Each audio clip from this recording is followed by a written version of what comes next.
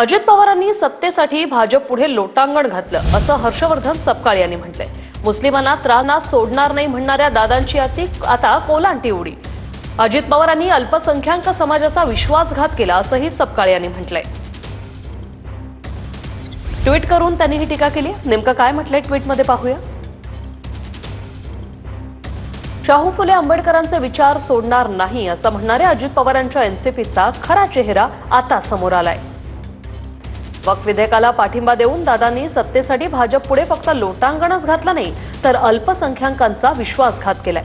मुस्लिम समाजाला त्रास देणाऱ्यांना सोडणार नाही असं म्हणणाऱ्या अजितदादांनी कोलांटी उडी मारली आणि भाजपची लाचारी पत्करली। यांचे खायचे दात आणि दाखवायचे दात वेगळे आहेत हे लक्षात घेऊन जनतेने यांच्यापासून सावध राहावं असं ट्विट हर्षवर्धन सपकाळ यांनी केलंय।